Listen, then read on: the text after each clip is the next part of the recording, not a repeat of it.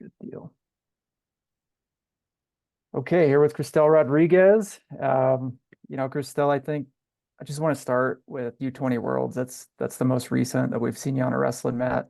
Great weekend for you, obviously, coming away with the 55 kilo world title, and you were dominant throughout. So before we talk about, match by match, what you went through, curious, last year you were at U20 Worlds as well. You went to Jordan.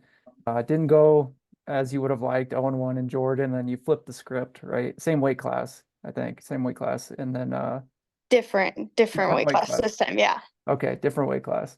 Um, so with changing weight classes, different approach, what'd you do differently? I mean, how was it the same this time around? How was it different? Same tournament, but vastly different results.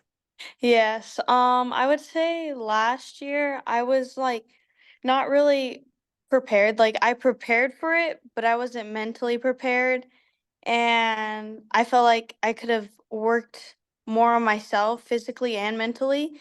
So from that switch, yeah, I just literally dedicated my whole life to wrestling and like even like little switches like my eating, like I really love burritos. And so We all do, I think. Yeah. yes, I had to cut those out, and so that was like a big one for me. And the hot Cheetos, I'm really bad at eating hot Cheetos, so I cut a few things out of my diet that I normally ate on occasions and here day to day lifestyle things. So I feel like the main part though was my mentality, because last year I was just so scared going to Jordan. I was like, oh man, like I haven't been back on a world like team for a while, and like I didn't really know what to do, and I was more shocked that I even made it, so I really wasn't able to get past the shock, and then the food poisoning didn't help. So Did not help. I can yes. verify that. Definitely didn't help. Okay, so going into this one, you've got a little bit of a different mentality. You've got an edge about you. I mean, and we'll talk about, I think I've seen a switch in your results over the past year or so. It's just you've gone from you've jumped levels, I would say. And we'll talk about that in a little bit. But in this event, I mean, what is the key to being successful? You wrestled 4 matches, all world-class opponents from across the world. I mean, how do you sustain success round after round and build upon it to be successful and end up with a gold medal at an event like this? I would have to say, just going into the match knowing that anything can happen and trusting in my wrestling more than the other person. So I'm like, as long as I'm attacking and moving my feet, I believe that no one can stop me. Um, so you went, I'm looking at your match scores right now, 11-0 tech fall, 13-0 tech fall, pin in the semifinals. And that was actually your longest match, I'm pretty sure. 4 minutes and 8 seconds. So that's pretty wild. The World Yeah. Championships, that's your longest match. And a 58-second fall in the finals. Um, Dominance. I mean, how are you not just winning, but dominant? Oh, I don't even know. Like I can't even explain to you. Like I just went out there and I was like, okay, like I'm gonna just try to attack the whole time. The mentality of I want to score. So I feel like that helped, because when you're waiting and you're like, okay, let me fill it out, is when like you get scored on or you don't want to be in a position, you're like, oh no, like I need to get back to my own wrestling. At least for me, that's what happened. So I was like, as long as I keep moving and I wrestle my match, I think I should be fine. And then it worked out for me and I was like, okay, this is good.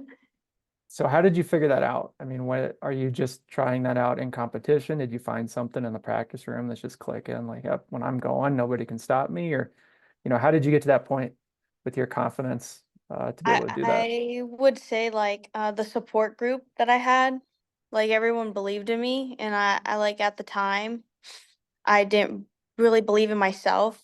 And like I'm like, I don't know, I don't see what you guys are seeing here. But okay, like I trust you guys enough that let's just see how this goes type of thing. Yeah. And so like the past tournament, I think that's where it really clicked for me, was probably U20 World Trials. Okay. And that's when I was like, okay, like I really trust you guys. And if you guys truly believe I could be a world champion, then I truly believe I could be a world champion. So how do you prepare then? You've got the obviously the personal support with your coaches, those types of folks, your partners. But how are you getting ready and preparing um, to evolve? I mean, you wrestled a college season, you go right into world team trials. You have a couple months, Olympic trials too, actually wrestle Olympic trials, and then how do you just grow over that time period, competing obviously at those pinnacle moments, but for you, what's the key to growth? I would say gratitude. Like it's like wrestling, but at the same time there's also the other half of like being thankful for the opportunity to even wrestle because I know like a lot of people aren't able to wrestle anymore or can't wrestle. And so just being grateful for everything, like waking up in the morning, thinking that I have a roof over my head, food on the table, like a support group that supports me more than I can think, and just being able to step on the mat. So I feel like that's a big part of it. And then also like listening to my coach when he's like, you need to work on this in practice. Yeah. Well, you had a world final in 2019. So 5 years ago, you're in the world finals, U17s, came out with a silver medal. This time, 5 years later, world finals, that's not even close, right? Gold medal pin. Um, what's the difference between those 2 years, those two moments, right? Outside of, yeah, I won and I lost, but how did you make those moments different? I would say like I was just so young and I just like went out there and I was like so fearless. And then like once I like took second, I was like, "Oh man, like now everyone has this pressure on me to win." And they did. And so like I put way too much pressure on myself. And then that's what like led me and like my mental health to quitting I think junior year and senior year of high school. And then I was, like, kinda bored, and I was like, "Oh, no, like, I wanna go back to wrestling, but I don't even know where to start." And so that's where Doan came in, and then, yeah, now we're here. So two things there. You mentioned pressure and then time away from the sport. And at a young age, time away from the sport is not like easy to recover from, I would say. Or it's you don't normally see people come back, when they make that decision. So first thing is the pressure. How do you alleviate the pressure or remove that pressure when you go out on the mat or in your day-to-day life? I love to pray. I pray a lot, so whenever I feel the pressure or I hear people talking, I just pray and I usually am able to block it out, but when I can't is okay, I have to go to the next step and usually I talk to like my fiance now or my coach and they just calm me down and they're like, "Okay, look at this, Cristelle." And we usually like watch a TikTok show or or I'll listen to a podcast that like talks about motivation and God. So I feel like that has helped me a lot this year. So the other side of that coin, sounds like you felt a lot of pressure and it drove you away from the sport.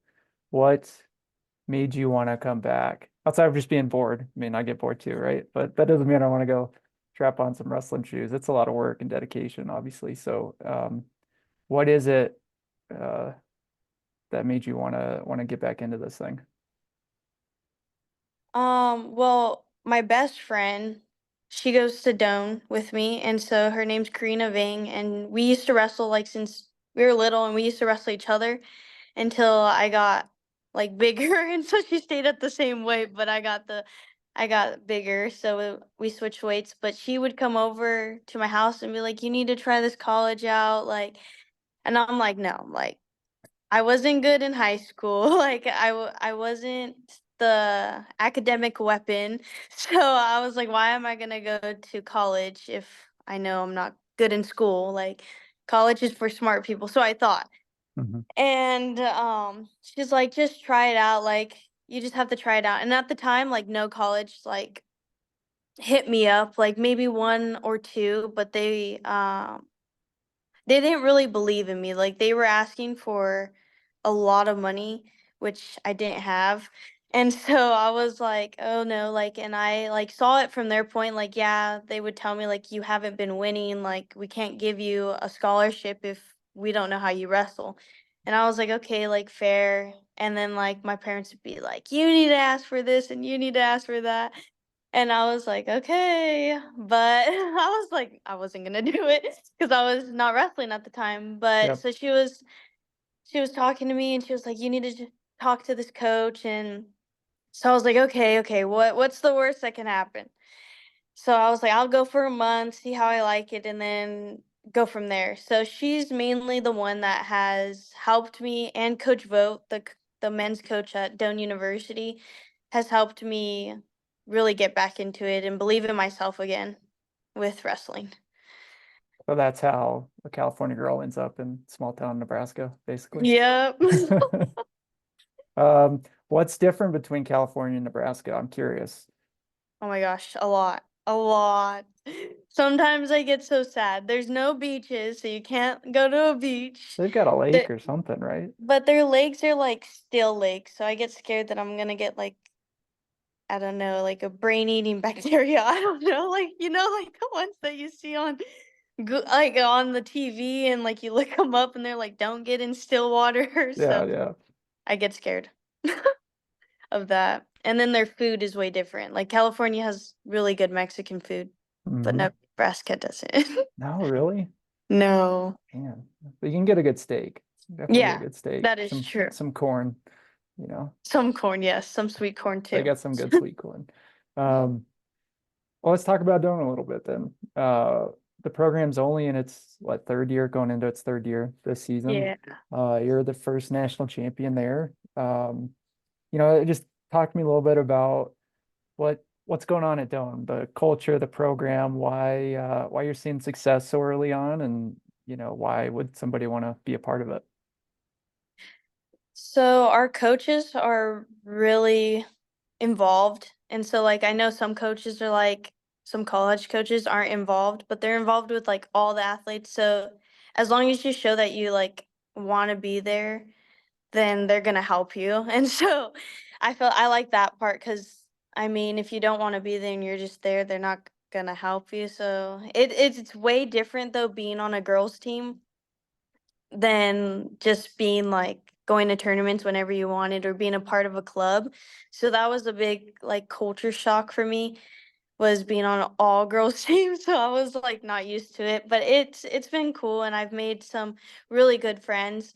So I'm thankful for it and I also think that someone should come here because the community is amazing. Like the professors actually help you in class. Like if you ask for help, they'll help you and like I know other colleges like from what I've heard they have like too many students in the class so they don't get the help that they need. And yeah, it's harder, but everyone here's amazing. Like you walk around campus and they'll say hi. They won't pretend like they don't know you. That's nice. And Yeah. and I mean, you being the first national champ in the program's history, I mean, how is life different for you there, if at all? Has it changed at all? I would say it's the same. Like they congratulated me when it happened and I got my like my picture up where the other national champ from the men's team Boggy Bowman. So I get to have a picture next to him. And but it's the same. Like didn't really change or in a good way. Like in a good way. Like they still love who I am as a person. Still treat me like anyone else on campus. You've seen or you've come through college now, being at an NAIA program, there's been this massive growth, right, in women's wrestling on the college level, in across the world, really. But at the college level, the programs have grown, and NAIA and NCAA programs have split and have their own championships now, and obviously that's just an awesome sign of the growth of the sport. What do you enjoy most about being at the NAIA level? Obviously, you're a national champion there, two-time All-American. You're really dominant at that level. You certainly can compete with NCAA athletes as well at that level. So what do you like being at the NAIA level? What is it about doing the NAIA competition that that you enjoy? I would say like all the teams, like seeing like more girls on every team each year. From like our first year, I think we only had like maybe 12 girls Hmm. to now I'm pretty sure we have close to 30. So just seeing like our team grow and then the aspect of it, like other teams from NAI like going to the competition, like oh man, like that team didn't have that many girls on it last year, but so seeing it just grow so fast is so amazing. And then I really like how we're sanctioned. And so I know I'm actually not sure now, but I don't think the NCAA is sanctioned yet. But I Not know officially, NAI, no. yeah, Yeah, so NAI is officially sanctioned, so I really like that part a lot. cool. How did you get started in wrestling? What made you, go take me way back? Why'd you step on a Yes. wrestling mat? Okay, so my older brothers wrestled and we always like switched off because there was we had like I had like s- five brothers and I was the only girl.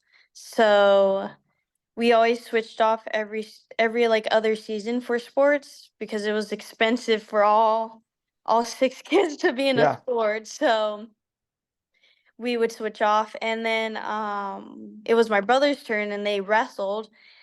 So I would go sit at practice and I'm like, "Oh my goodness, like this is so boring to just sit here." And so like I would ask my dad like, "Can I practice? Can I like join wrestling?" He'd be like, "No, like this is a boy sport, like this is a man sport. You can't." And I'm like, "Okay." I'd try a little later down the line and he said the same thing and then one day, I think it had to be like 2, 3 years waiting, and one day my brother didn't have a partner, but it was my younger brother now, and so mhm, we were closer to size, and he didn't have a partner, and so the coach asked like, "Oh, can your daughter be just like a dummy for" Jairus is my little brother's name, and so my dad was like, "Ah, just this one time."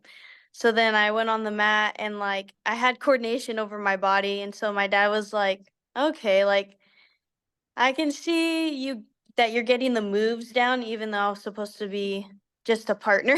yeah, But yeah. I started getting the moves down right away, so he was like, "Okay, let's try it out." And then we tried it out and I started winning, and so he's like, "Okay, we'll let you do it." So, Dad's cool with it now. yeah.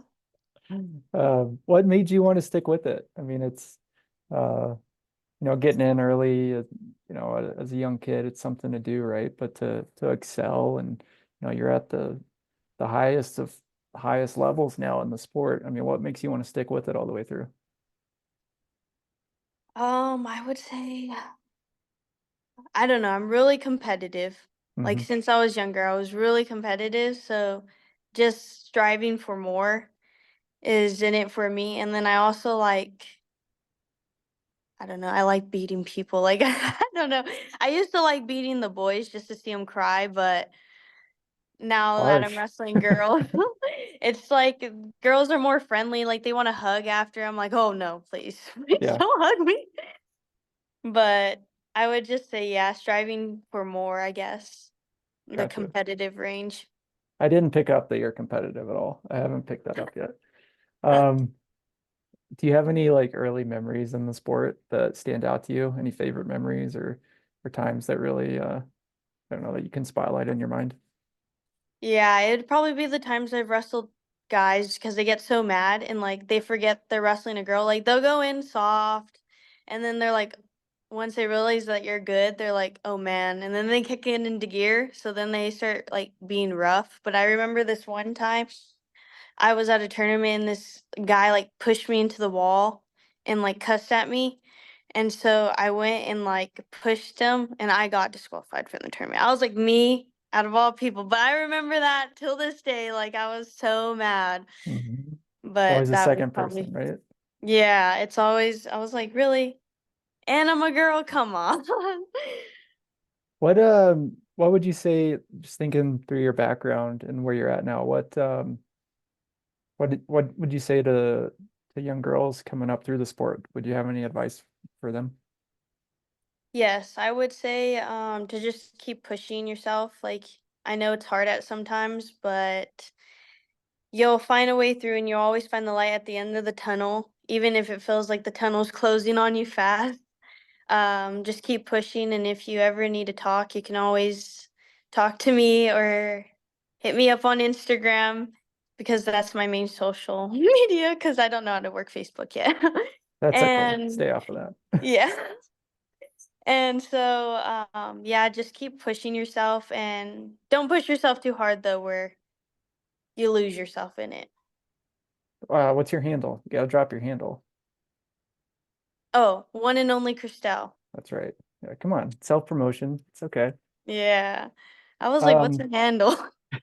Geez, am I getting that old? I'm not that old, Crystal. No, no, no. Um, I just it slipped my mind. I was like, um, so I wanted to talk to you a little bit about overcoming doubt too. I was watching some of your old interviews, right? Just before this, and you'd mentioned doubt, as something that you had to battle and face. How have you overcome doubt throughout your wrestling journey or your personal life, whatever it is? I mean, we all have doubt, right? But how do you battle that, face that, overcome that as you step on the mat or in any challenge in your life, really? I would say it's still hard till this day. It's still hard and it's like a constant battle in my head with like myself. It's like a little me, I say, and it's like me fighting myself. So Hmm. it's still hard, but you just have to like realize how far you've come and how much you've like overcame. And I feel like I've overcame a lot in a lot of diversity. So it's like I'm not gonna let this doubt knock me down now because I'm this strong, confident woman now. So I just kind of like throw it away almost, but it comes back creeping sometimes. So I'm like, oh no. But I would say that, and then I talk to God a lot, and I talk to him just like he's my father, which he is, and I'm like, "Oh, I need your help with this." So, I just talk to him a lot. Strong, confident woman. I mean, I think that says something about a lot of women in this sport, right? I think you have to have that, or you see that develop when you participate in this sport. How do you feel about the sport as a whole and as an opportunity for women, right? It's obviously growing, it's a huge thing, but what do you think this sport offers to other people, other women? I feel like it offers so much, like, depending on where you've came from or come from, like, your background, like, it can inspire you to overcome something personal. It can push you to strive to see yourself more. It can do so much. It can give you the confidence that you need, the boost that you need. So like there's so many words that wrestling can give you, like even in like outside of wrestling, it teaches you like not to give up. And I feel like that's a big part in my life is to not give up. And so you have to keep fighting until the match is over. Like you can't just give up during the match.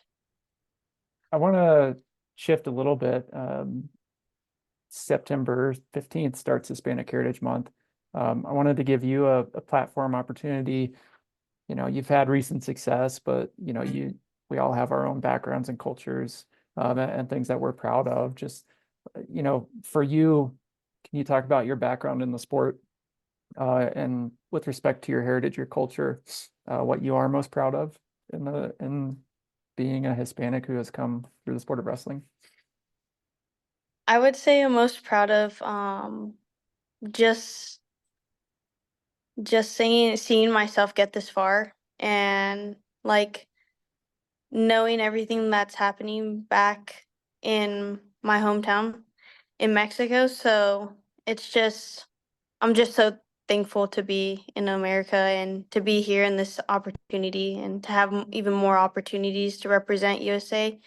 So I'm just thankful for that. Yeah, I mean, and I think one of the reason we like to spotlight um, different peoples, different cultures, different celebrations throughout the year is wrestling. tends to be a sport that can be inclusive of anyone, right? So for you, just speak to the opportunity that the sport offers and, um, if you had any message to young athletes out there, Hispanic, any culture, what you would say.